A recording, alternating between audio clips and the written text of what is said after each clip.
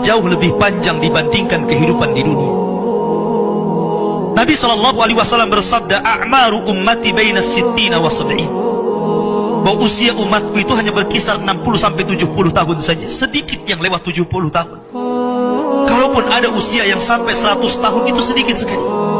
Tapi kebanyakan di bawah 70 tahun, umumnya umat Rasul itu sudah meninggal dunia.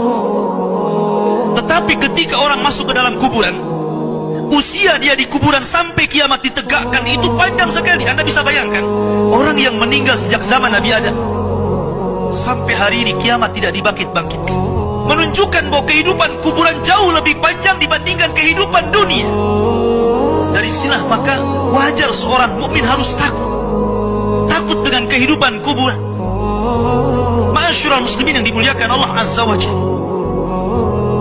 Tetapi para ulama mengatakan, apakah orang yang mendapatkan adab kubur itu munqati atau mustamir, terus menerus ataukah terputus? Kata para ulama, adab kubur itu hanya terputus dengan tiupan sangkakala Israfil. Ketika itulah Nabi SAW menceritakan bahwa Allah Subhanahu wa Ta'ala memerintahkan kepada Israfil untuk meniup sangkakala yang pertama. Disinilah adab kubur terputus. Karena ketika itu seluruh orang mati, baik orang yang ada di atas bumi atau yang ada di bawah bumi, baik kalangan jin, baik malaikat, kecuali makhluk-makhluk yang Allah kehendaki saja, semua hancur. Dan Abu Hurairah radhiyallahu anhu menceritakan kehancuran bumi setelah tiupan sangkakala itu adalah 40. Bisa 40 hari, bisa 40 bulan, bisa 40 tahun.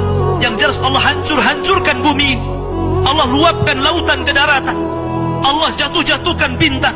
Allah hancurkan gunung sehingga seperti kapas yang dihempas angin.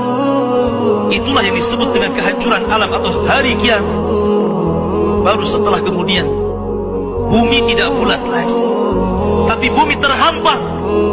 Allah ganti bumi yang kita pijak dengan bumi yang baru.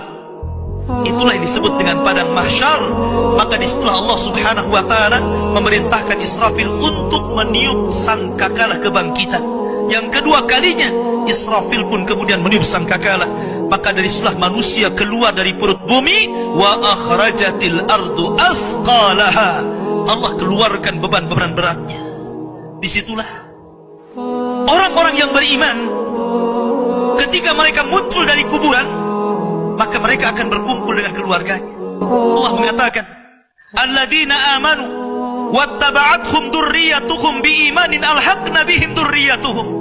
Orang-orang yang beriman, kemudian keimanan diikuti oleh keluarganya, oleh istrinya, oleh suaminya, oleh bapaknya, oleh anak-anaknya, oleh cucu-cucunya. Maka ketika mereka dibangkitkan dari kuburan, mereka langsung berkumpul menjadi satu keluarga. Dan itu sebuah ketenangan. Tapi orang-orang di luar daripada beriman, mereka keluar dari perut bumi seperti dua binatang. Pertama Allah contohkan dengan laron yang berterbangan. Anda bisa melihat laron apabila terbang di atas lampu atau di sekitar lampu. Lihat bagaimana cara terbangnya. Mereka akan saling tubruk dengan kawan-kawannya. Karena pada hari itu anak lari dari orang tuanya, suami lari dari istrinya, orang tua lari dari anaknya. Terkadang mereka bertubruk satu dengan yang lainnya. Yang kedua seperti belalang kal jaradil muntashir. Pertama seperti laron dulu, lari sana lari sini, yang dari barat ke timur, yang dari timur ke barat, yang dari selatan ke utara, yang dari utara ke selatan. Mereka kacau sehingga mereka mengatakan, ya wailana man ba'atsana min marqadina. Celaka, siapa yang membangunkan aku dari tidurku? Tapi orang-orang yang beriman hanya mengatakan, hadza ma wa'adar rahman wa sadaqal mursalin. Inilah janji Allah kepada kalian dan benarlah ucapan para rasul. Baru setelah itu dari padang mahsyar berteriak seorang yang Allah suruh untuk berteriak. Mulailah kemudian mereka teratur. Maka mereka akan berjalan ke satu titik. Disitulah yang disebut dengan padang mahsyar. Mereka akan tinggal selama 50 tahun telanjang, kembali tidak dikhitan, tidak pakai sandal, matahari dekatkan 1 mil, keringat bercucuran, tidak ada makan, tidak ada minum.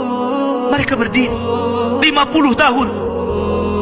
Sehingga akhirnya orang-orang saleh mereka berkumpul, datang kepada Adam minta syafaat. Adam memberikan udzur, tidak sanggup memberikan syafaat.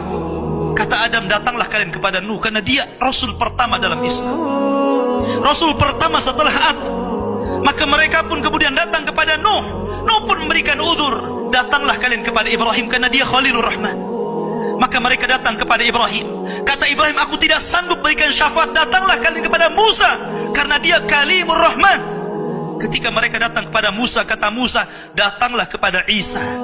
Isa pun memberikan udzur, tidak bisa. Seandainya kalian datang kepada Muhammad sallallahu alaihi wasallam itu lebih baik.